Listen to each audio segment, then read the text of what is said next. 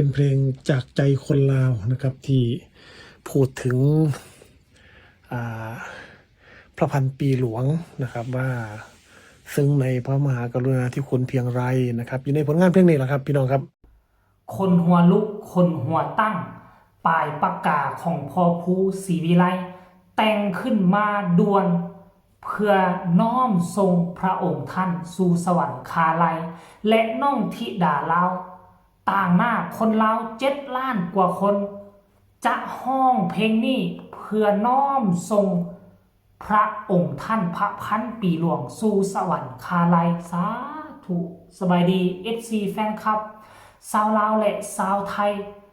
ทั้งโลกที่เคารพและนับถือเป็นอย่างสูงคลิปนี้เป็นอีกคลิปหนึ่งที่เจเบาลาวทั้งเว้าทั้งเฮ็ดคลิปทั้งคนลุกคนพองไปบ่คิดบ่ฝันว่ามันจะเกิดเหตุการณ์แบบนี้ขึ้นกับน้องธิดาลาวและบ่าวภูศรีวิไล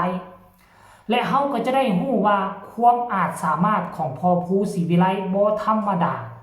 ฮู้ข่าวว่าพระพันปีหลวงจากพวกเฮาไปแล้วในมือเช้านี้จับปากกามาจับบิ๊กมาเขียนจุดแต่งขึ้นมาเป็นเพลงหนึ่งมีชื่อว่าจากใจคนลาวซึ่งเนื้อในใจความสื่อถึงพี่น้องชาวไทยว่านอกจากคนไทยจะโศกเศร้าเสียใจแล้วก็ยังมีพี่น้องชาวลาว7 ล้านกว่าคนก็รู้สึกซาบซึ่งในพระมหากรุณาในเจ้าชีวิตไทยและก็ยังเสียอกเสียใจต่อการจากไปของพระพันปีหลวงหรือจะเอิ้นว่าแม่ของแผ่นดินได้จากไปมือเศร้านี้และน้องธิดาลาวก็ด้วยความโชคดีที่ได้เกิดมาเป็นลูกของพ่อผู้แม่เพิ่งและก็ได้มาใช้ชีวิตอยู่ในพื้นแผ่นดินใต้พระบรมฝ่าพระบาทท่านผู้ชม FC แฟนคลับปัจจุบันนี้แกะคอร์ดเรียบร้อยแล้วเฮ็ดดนตรีออกมาเรียบร้อยแล้วอาจารย์โนชานนท์ก็เก่งขนาดเฮ็ดดนตรีแล้วปัจจุบันนี้น้องธิดาลาวกำลังนั่งท่องอยู่ท่องตัวหนังสือท่องเนื้อเพลงอยู่จะต้องให้มันเสร็จแล้วเสร็จใน5 ทุ่มมื้อนี้มื้ออื่นนี่จะต้องได้ปล่อยเพลงจากใจคนลาวนี่ออกน่าจะเป็นแบบนั้นเพราะว่ามันเป็นงานด่วนทั้งประเทศกำลังโศกเศร้าเหงาใจและสื่ออยู่ในประเทศลาวเนี่ยเกือบทุกแพลตฟอร์มบ่ว่าจะโทรภาพบ่ว่าจะเป็นช่องยูทูบเบอร์บ่ว่าจะเป็นเพจต่างๆอยู่ตามแอปฟ้าพากันตีข่าวอึกกระทึกคึกโคมเจบ่ลาวก็หาข่าวทั้งช่องไทยแน่หาข่าวทั้งเพจอยู่ทั้งฝั่งลาวแน่เฮ็ดให้ฮู้ว่าคันสิเว้าแล้วคันบ่เว้าลาซาซับเพิ่นเป็นพี่สาวแม่นบ่พี่สาวเนาะคันสิว่าเป็นพี่สาวล้อเก้าเป็นบ่ทุกคนจำผิดบ่หรือว่าเพิ่นเป็นแม่ของลอซิดคันสิว่าซับพื้นบ้านนะเพราะว่าเจบ่ลาวบ่เก่งลาซาซับท่านผู้ชม FC แฟนคลับสรุปรวมแล้วเพิ่นจะเป็นตำแหน่งใดก็บ่สำคัญคือว่าเพิ่นมีคุณงามความดีเนาะคุณงามความดีต่อประเทศไทยและก็ต่อประเทศลาวด้วยซ้ำไปเพราะฉะนั้นสองชาติของพวกเราเนาะผู้ใดมีความสามารถด้านใดก็พากันเฮ็ดพากันทรงเพิ่นให้ขึ้นไปสู่สวรรค์ชั้นฟ้าและหนึ่งในนั้นน้องธิดาลาว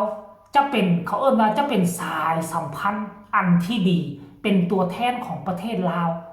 จะได้ห้องเพลงนี้ที่ถูกแต่งขึ้นมาจากปลายปากกาของพ่อภูศรีวิไลท่านผู้ชม FC แฟนคลับ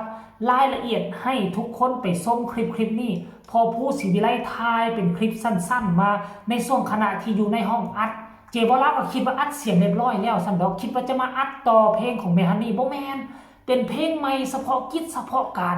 คิดมาปัจจุบันกระชั้นชิดให้ทุกคนไปชมคลิปนี้แล้วจึงมาพ้อกันในช่วงต่อไปชมพร้อมๆกันเลยเพลงจากใจคนลาวครับอยู่ที่เดิมมือนี้ถือว่าเป็นมือที่เหตุงานแบบด่วนมากเลยนะน้องธิดาลาวเป็นคนใส่ครับน้องธิดาลาวเป็นคนร้องก็เป็นเพลงที่เขียนขึ้นแบบกระทันหันนะเพราะว่าเหตุการณ์มันเกิดขึ้นกระทันหันมากผู้บ่าวผู้ก็เขียนขึ้นแบบกระทันหันเนาะนะครับแล้วก็มาใส่เสียงแบบกระทันหันเช่นกันตอนนี้3 ทุ่ม 15 นาทีครับพี่น้องครับมาหอดของบันทึกเสียงกับอาจารย์โนชานนท์นะครับเพชรดนตรีเวทา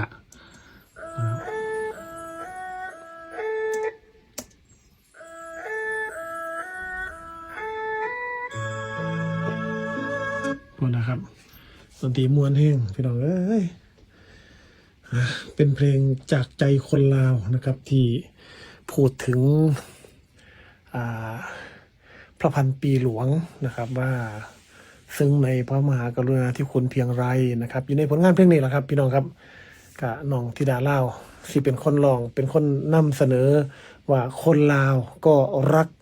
พระมหากษัตริย์ไทยไม่แพ้คนไทยเช่นกันนะครับเดี๋ยวเขามาฟังกันครับว่าสิเป็นยังไงเนาะนะครับเอาดวนๆได้ห้อง มันหอนจังได้ล่ะ ให้มันแล้วอย่าให้เกิน5 ทุ่ม ผมท่านมีไปได้ฟังได้หรอ บ่ได้บ่มีใครได้ฟังเลย อุบไป อุบไว้ครับ ยังไม่มีใครได้ฟังเลยเพลงนี้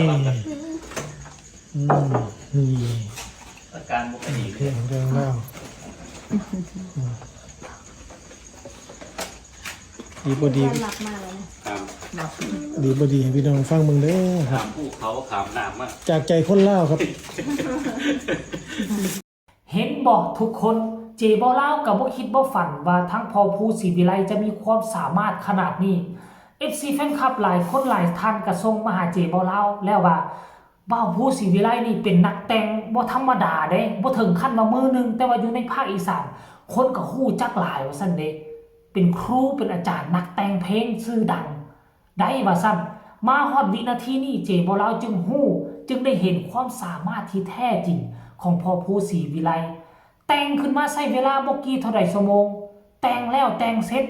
บางคนแต่งเพลงนี่เป็นทิศเป็นเดือนสิได้เพลงหนึงแต่พ่อภูศรีวิไลน่ะเพราะอีหยังโหบ่เพราะใจมันน่ะมันมีสิ่งที่มากระทบจิตใจความเศร้าความมนความหมองเนาะแม่ของแผ่นดินมาจากพวกเขาไปแล้วอีหยังมันก็เกิดขึ้นได้มาแต่งเอากระสันชิดและมอบให้น้องธิดาลาวเป็นคนห้องเจบ่เล่าก็หวังว่ามื้ออื่นเช้านี้จะได้ยินเพลงนี้ที่มีชื่อว่าจากใจคนลาวจากปลายปากกาของพ่อภูและจากน้ำเสียงอันไพเราะของน้องธิดาลาวน้อมทรงพระองค์ท่านขึ้นสู่สวรรค์คาไลขึ้นสู่สวรรค์สั้นฟ้าสาธุนำกันเด้อท่านผู้ชม FC แฟนคลับเจบ่เล่าก็ขอฝากฝังคลิปนี้เอาไว้ซ้ำนี้กันแล้วกันฝากทุกคนกดไลค์กดแชร์กดติดตามให้แน่เพื่อจะบ่พลาดในคลิปต่อไปที่สำคัญอย่ากดข้ามโฆษณาผู้ใดมีคำตำหนิติชมคำคิดคำเห็นส่งข่าวมาใต้คอมเมนต์พวกเฮาร่วมแรงร่วมใจกันส่งกำลังใจไปให้พ่อภูกับน้องธิดาลาวเนาะบ่ฮู้ว่าจักโมงจักชั่วโมงมันจึงจะอัดเพลงนี้ให้แล้วเสร็จในมื้ออื่นเช้าสำหรับคลิปนี้ขอกล่าวคำว่าสบายดี